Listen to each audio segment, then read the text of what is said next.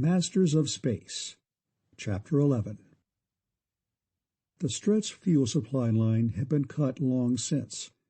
Many Stret cargo carriers had been destroyed. The enemy would, of course, have a very heavy reserve of fuel on hand, but there was no way of knowing how large it was, how many warships it could supply, or how long it would last. Two facts were, however, unquestionable. First, the Strets were building a fleet that in their minds would be invincible. Second, they would attack Ardain as soon as that fleet could be made ready. The unanswerable question was, how long would that take? So we want to get every ship we have. How many? 5,000? 10? 15? We want them converted to maximum possible power as soon as we possibly can, Sawtelle said. And I want to get out there with my boys to handle things. You aren't going to. Neither you nor your boys are expendable, particularly you. Jaw hard set, Hilton studied the situation for minutes. No. What we'll do is take your omen, Keedy. We'll reset the guy to drive into him everything you and the military masters ever knew about arms, armament, strategy, tactics, and so on. And we'll add everything I know of coordination, synthesis, and perception. That ought to make him at least a junior-grade military genius. You can play that in spades. I wish you could do it to me. I can, if you'll take the full omen transformation. Nothing else can stand the punishment. I know. No, I don't want to be a genius that badly. Check. And we'll take the resultant Keedy and make 9 duplicates of him. Each one will learn from and profit by the mistakes made by preceding numbers, and will assume command the instant his preceding number is killed. Oh, you expect then? Expect? No. I know it damn well, and so do you. That's why we Ardens will all stay aground. Why, the Keedy's first job will be to make the heavy stuff in and around Ardain as heavy as it can be made. Why, it'll all be on 24-hour alert. Then they can put as many thousands of omens as you please to work at modernizing all the omen ships you want and doing anything else you say. Check? Sawtelle thought for a couple of minutes. A few details is all, but that can be ironed out as we go along. Both men worked then almost unremittingly for 6 solid days, at the end of which time both drew tremendous sighs of relief. They had done everything possible for them to do. The defense of Ardvor was now rolling at fullest speed toward its gigantic objective. Then Captain and Director, in 2 omen ships with 50 men and 1,000 omens, leapt the world-girdling ocean to the mining operation of the Strets. There they found business strictly as usual. The strippers still stripped. The mining mechs roared and snarled their inch-wise ways along their geometrically perfect terraces. The little carriers still skittered busily between the various miners and the storage silos. The fact that there was enough concentrate on hand to last a world for 100 years made no difference at all to these automatics. A crew of erector mechs was building new silos as fast as existing ones were being filled. Since the men now understood everything that was going on, it was a simple matter for them to stop the whole Stret operation in its tracks. Then every man and every omen leapt to his assigned job. 3 days later, all the mechs went back to work. Now, however, they were working for the Ardens. The miners, instead of concentrate, now emitted vastly larger streams of Navy-standard pelleted uranexite. The carriers, instead of 1-gallon cans, carried 5-ton drums. The silos were immensely larger, 30 feet in diameter and towering 200 feet into the air. The silos were not, however, being used as yet. One of the 2 omen ships had been converted into a fuel tanker, and its yawning holds were being filled first. The Orion went back to Ardain, and an 8-day wait began. For the first time in over 7 months, Hilton found time actually to loaf, and he and Temple, lolling on the beach or hiking in the mountains, enjoyed themselves and each other to the full. All too soon, however, the heavily laden tanker appeared in the sky over Ardane. The Orion joined it, and the two ships slipped into subspace for Earth. 3 days out, Hilton used his sense of perception to release the thought-controlled blocks that had been holding all the controls of the Perseus in neutral. He informed her officers, by releasing a public address tape, that they were now free to return to Terra. 3 days later, 1 day short of Sol, Sawtelle got 5-jet Admiral Gordon's office on the subspace radio. An officious underling tried to block him, of course. "Shut up, Perkins, and listen," Sawtelle said brusquely. "Tell Gordon I'm bringing in 120,245 metric tons of pelleted uranexite. And if he isn't on this beam in 60 seconds, he'll never get a gram of it." The Admiral, outraged almost to the point of apoplexy, came in. "Sawtelle, report yourself for court-martial at—" "Keep still, Gordon," the captain snapped. In sheer astonishment, the old 5-jets obeyed. "I am no longer Terran Navy, no longer subject to your orders. As a matter of cold fact, I am no longer human. For reasons which I will explain later to the full advisory board, some of the personnel of Project Theta Orionis underwent transformation into a form of life able to live in an environment of radioactivity so intense as to kill any human being in 10 seconds. Under certain conditions, we will supply, free of charge, FOB Terra or Luna, all the uranexite the solar system can use. The conditions are these." And he gave them. "Do you accept these conditions or not?" I would vote to accept them, Captain. But that weight, 120,000 metric tons? Incredible. Are you sure of that figure?" "Definitely, and that is minimum. The error is plus, not minus." This crippling power shortage would really be over? For the first time since Sawtelle had known him, Gordon showed that he was not quite solid Navy brass. "It's over. Definitely, for good." "I'd not only agree, I'd raise you a monument. While I can't speak for the board, I'm sure they'll agree." "So am I. In any event, your cooperation is all that's required for this first load." The chips had vanished from Sawtelle's shoulders. "Where do you want it, Admiral? Aristarchus or White Sands?" "White Sands, please, while there may be some delay in releasing it to industry." "While they figure out how much they can tax it?" Sawtelle asked sardonically. "Well, if they don't tax it, it'll be the first thing in history that isn't. Have you any objections to releasing all this to the press?" "None at all. The harder they hit it and the wider they spread it, the better." "Will you have this beam switched to astrogation, please?" "Of course, and thanks, Captain. I'll see you at White Sands." Then, as the now positively glowing Gordon faded away, Sawtelle turned to his own staff. "Fenway, Snowden, take over. Better double-check micro-timing with Astro. Put us into a 24-hour orbit over White Sands and hold us there. We won't go down. Let the load down on remote, wherever they want it."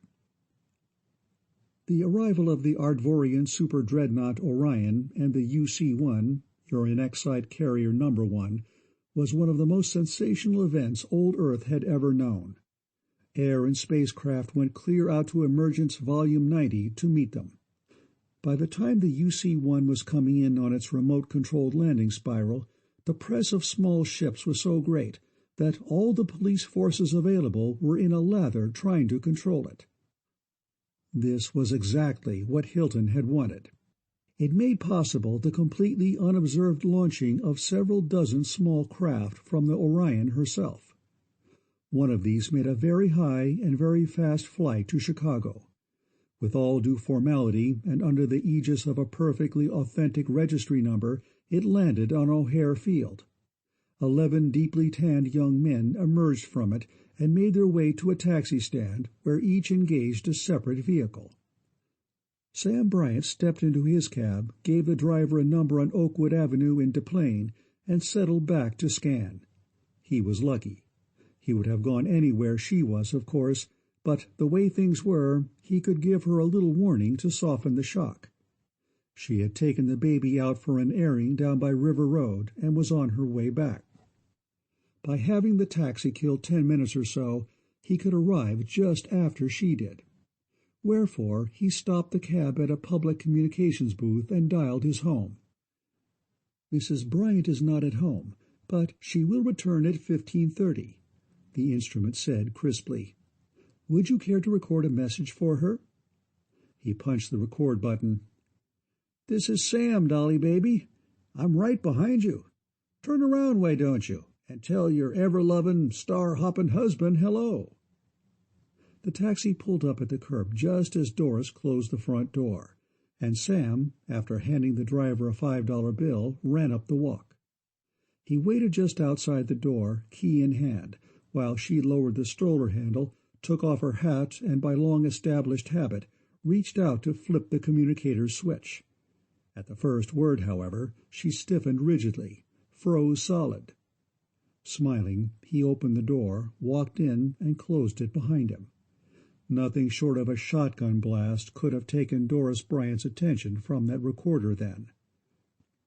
"That simply is not so," she told the instrument firmly, with both eyes resolutely shut. "They made him stay on the Perseus. He won't be in for at least 3 days. This is some cretin's idea of a joke." "Not this time, Dolly, honey. It's really me." Her eyes popped open as she whirled. "Sam!" she shrieked, and hurled herself at him with all the pent-up ardor and longing of 234 meticulously counted, husbandless, loveless days. After an unknown length of time, Sam tipped her face up by the chin, nodded at the stroller, and said, "How about introducing me to the little stranger?" "What a mother I turned out to be! That was the first thing I was going to rave about, the very first thing I saw you. Samuel J. the Fourth, 76 days old today," and so on. Eventually, however, the proud young mother watched the slightly apprehensive young father carry their firstborn upstairs, where together they put him, still sound asleep, to bed in his crib. Then again they were in each other's arms. Some time later she twisted around in the circle of his arm and tried to dig her fingers into the muscles of his back. She then attacked his biceps and, leaning backward, eyed him intently. "You're you, I know, but you're different. No athlete or any laborer could ever possibly get the muscles you have all over, to say nothing of a space officer on duty. And I know it isn't any kind of a disease. You've been acting all the time as though I were fragile, made out of glass or something, as though you were afraid of breaking me in two. So, what is it, sweetheart?" "I've been trying to figure out an easy way of telling you, but there isn't any. I am different. I'm 100 times as strong as any man ever was. Look." He upended a chair, took one heavy hardwood leg between finger and thumb, and made what looked like a gentle effort to bend it. The leg broke with a pistol-sharp report, and Doris leapt backward in surprise. "So you're right. I am afraid, not only of breaking you in two, but killing you. And if I break any of your ribs or arms or legs, I'll never forgive myself. So, if I let myself go for a second, I don't think I will, but I might. Don't wait until you're really hurt to start screaming. Promise?" "I promise." Her eyes went wide. "But tell me." He told her. She was in turn surprised, amazed, apprehensive, frightened, and finally eager. And she became more and more eager right up to the end. "You mean that I'll stay just as I am for thousands of years?" "Just as you are. Or different, if you like. If you really mean any of this yelling you've been doing about being too big in the hips, I think you're exactly right myself. You can rebuild yourself any way you please. or change her shape every hour on the hour.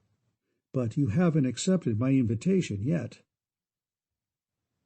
"Don't be silly." She went into his arms again and nibbled on his left ear. "I'd go anywhere with you, of course, any time, but you're positively sure Sammy Small will be all right?" "Positively sure." "Okay, I'll call Mother." Her face fell.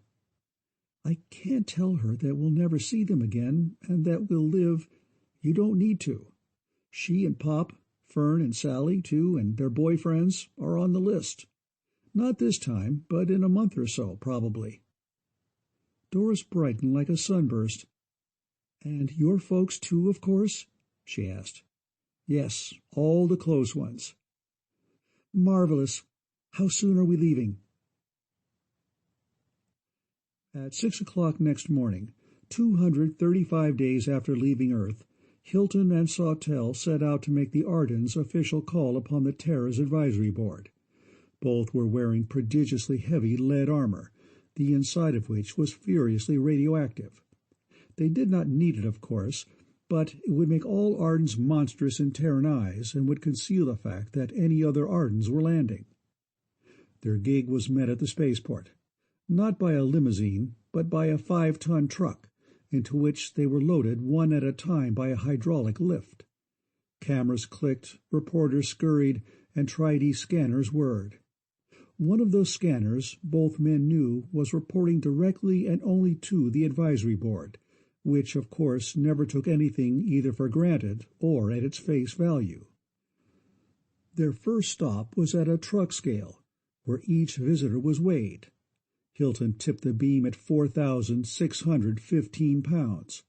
Sawtelle, a smaller man, weighed in at 4,190. Thence to the radiation laboratory, where it was ascertained and reported that the armor did not leak, which was reasonable enough, since each was lined with Masters plastics. Then into lead-lined testing cells, where each opened his faceplate briefly to a sensing element, whereupon the indicating needles of 2 meters in the main laboratory went enthusiastically through the full range of red and held unwaveringly against their stops. Both Ardens felt the wave of shocked, astonished, almost unbelieving consternation that swept through the observing scientists, and in slightly lesser measure, because they knew less about radiation, through the advisory board itself in a big room halfway across town. And from the radiation laboratory they were taken, via truck and freight elevator, to the office of the commandant, where the board was sitting. The story, which had been sent in to the board the day before on a scrambled beam, was one upon which the Ardens had labored for days. Many facts could be withheld. However, every man aboard the Perseus would agree on some things. Indeed, the Earth ship's communications officers had undoubtedly radioed in early about longevity and perfect health, and Oman service and many other matters. Hence all such things would have to be admitted and countered. Thus the report, while it was airtight, perfectly, logically, perfectly consistent, and apparently complete, did not please the board at all. It wasn't intended to. "We cannot and do not approve of such unwarranted favoritism," the chairman of the board said. "Longevity has always been man's prime goal. Every human being has the inalienable right to—" "Flapdoodle," Hilton snorted. "This is not being broadcast, and the room is proofed, so please climb down off your soapbox. You don't need to talk like a politician here. Didn't you read paragraph 12A2, one of the many marked top secret?" "Of course, but we do not understand how purely mental qualities can possibly have any effect upon purely physical transformations. Thus, it does not seem reasonable that any except rigorously screened personnel would die in the process. That is, of course, unless you contemplate deliberate, cold-blooded murder." That stopped Hilton in his tracks, for it was too close for comfort to the truth. But it did not hold the captain for an instant. He was used to death in many of its grisliest forms. "There are a lot of things no Terran ever will understand," Sawtelle replied instantly. "Reasonable or not, that's exactly what will happen. And reasonable or not, it will be suicide, not murder. There isn't a thing that either Hilton or I can do about it." Hilton broke the ensuing silence. "You can say with equal truth that every human being has the right to run a 4-minute mile, or to compose a great symphony. It isn't a matter of right at all, but of ability. In this case, the mental qualities are even more necessary than the physical. You, as a board, did a very fine job of selecting the Busai personnel for Project Theta Orionis. Almost 80% of them proved able to withstand the Arden conversion. On the other hand, only a very small percentage of the Navy personnel did so. Your report said the remaining personnel of the project were not informed as to the death aspect of the transformation," Admiral Gordon said. "Why not?" "That should be self-explanatory," Hilton said flatly. "They are still human and still Terrans. We did not and will not encroach upon either the duties or the privileges of Terra's advisory board. What you tell all Terrans, and how much and how, must be decided by yourselves. This also applies, of course, to the other top-secret paragraphs of the report, none of which are known to any Terran outside the board." "But you haven't said anything about the method of selection," another advisor complained. "Why, that will take all the psychologists of the world working full-time continuously." "We said we would do the selecting. We meant just that," Hilton said coldly. "No one except the very few selectees will know anything about it. Even if it were an unmixed blessing, which it very definitely is not, do you want all humanity thrown into such an uproar as that would cause? Or the quite possible racial inferiority complex it might set up?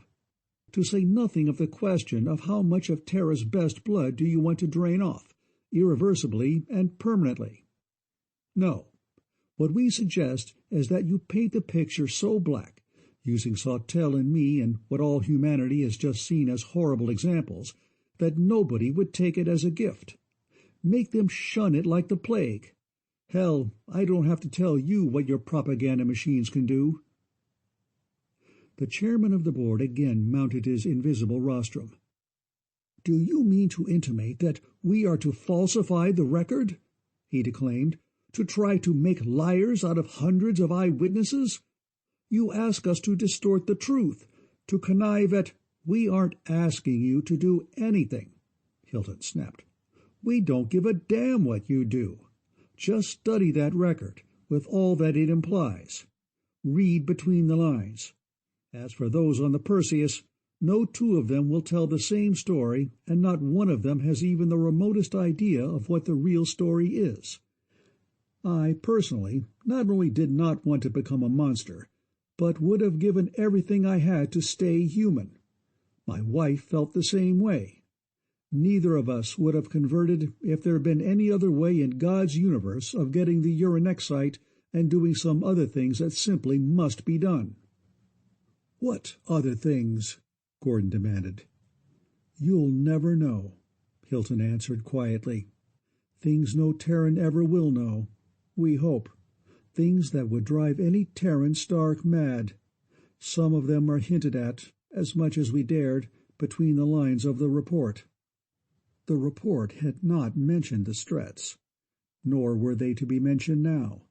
If the Ardents could stop them, no Terran need ever know anything about them.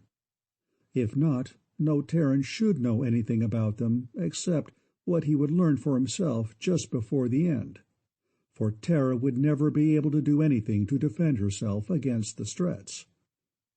"Nothing whatever can drive me mad," Gordon declared, "and I want to know all about it, right now."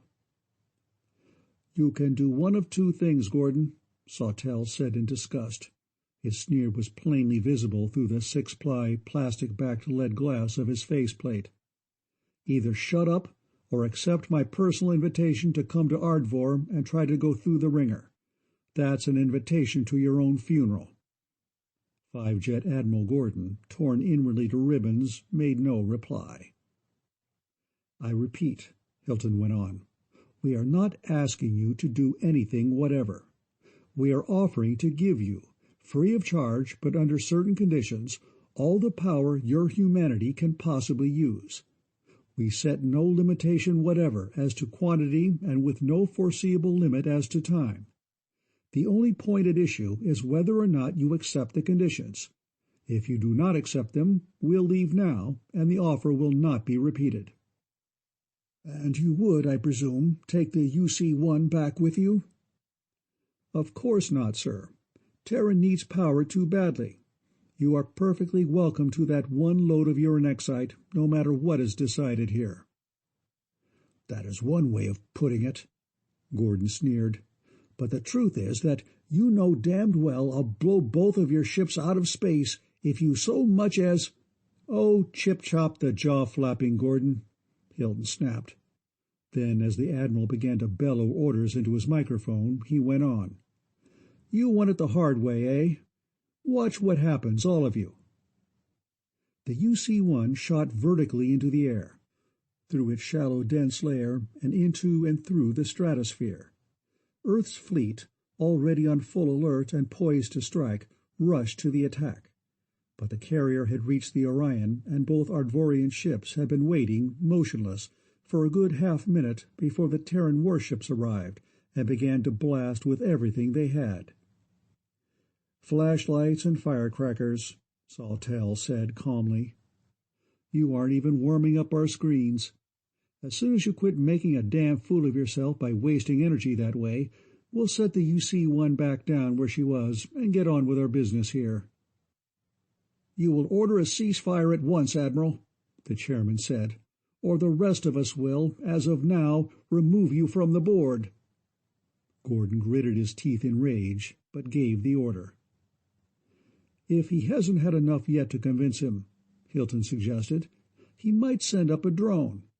We don't want to kill anybody, you know. One with the heaviest screening he's got, just to see what happens to it." "He's had enough. The rest of us have had more than enough. That exhibition was not only uncalled for and disgusting, it was outrageous." The meeting settled down then from argument to constructive discussion, and many topics were gone over. Certain matters were, however, so self-evident that they were not even mentioned. Thus it was a self-evident fact that no Terran could ever visit Ardvor, for the instrument readings agreed with the report's statements as to the violence of the Ardvorian environment, and no Terran could possibly walk around in 2 tons of lead. Conversely, it was self-apparent to the Terrans that no Arden could ever visit Earth without being recognized instantly for what he was. Wearing such armor made its necessity starkly plain. No one from the Perseus could say that any Arden, after having lived on the furiously radiant surface of Ardvor, would not be as furiously radioactive as the laboratory's calibrated instruments had shown Hilton and Sawtelle actually to be. Wherefore the conference went on, quietly and cooperatively, to its planned end. 1 minute after the Terran battleship Perseus emerged into normal space, the Orion went into subspace for her long trip back to Ardvor. The last 2 days of that 7-day trip were the longest seeming that either Hilton or Sawtelle had ever known. The subspace radio was on continuously, and Keedy-1 reported to Sawtelle every 5 minutes. Even though Hilton knew that the Oman commander-in-chief was exactly as good at perceiving as he himself was, he found himself scanning the thoroughly screened Stret world 40 or 50 times an hour. However, in spite of worry and apprehension, time wore eventlessly on. The Orion emerged, went to Ardvor, and landed on Ardane Field. Hilton, after greeting properly and reporting to his wife, went to his office. There he found that Sandra had everything well in hand, except for a few tapes that only he could handle. Sawtelle and his officers went to the new Command Central, where everything was rolling smoothly and very much faster than Sawtelle had dared hope. The Terran immigrants had to live in the Orion, of course, until conversion into Ardens. Almost equally, of course, since the Bryant infant was the only young baby in the lot, Doris and her Sammy Small were, by popular acclaim, the first batch to be converted. For little Sammy had taken the entire feminine contingent by storm. No Oman female had a chance to act as nurse as long as any of the girls were around, which was practically all the time, especially the platinum blonde twins, for several months now, Bernadine Braden and Hermione Felger. "And you said they were so hard-boiled," Doris said accusingly to Sam, nodding at the twins. On hands and knees on the floor, head to head with Sammy Small between them, they were growling deep-throated at each other and nuzzling at the baby, who was having the time of his young life. "You couldn't have been more wronger, my sweet, if you'd had the whole octagon helping you go astray. They're just as nice as they can be, both of them." Sam shrugged and grinned. His wife strode purposefully across the room to the playful pair and lifted their pretended prey out from between them. "Quit it, you two," she directed, swinging the baby up and depositing him astraddle her left hip. "You're just simply spoiling him rotten." "You think so, Dolly?" Far be it from such." Bernadine came lightly to her feet. She glanced at her own taut, trim abdomen, upon which a micrometrically precise topographical mapping job might have revealed an otherwise imperceptible bulge. "Just you wait until Junior arrives, and I'll show you how to really spoil a baby. Besides, what's the hurry? He needs his supper, vitamins and minerals and hard radiations and things, and then he's going to bed. I don't approve of this no-sleep business, so run along, both of you, until tomorrow." End of Chapter 11.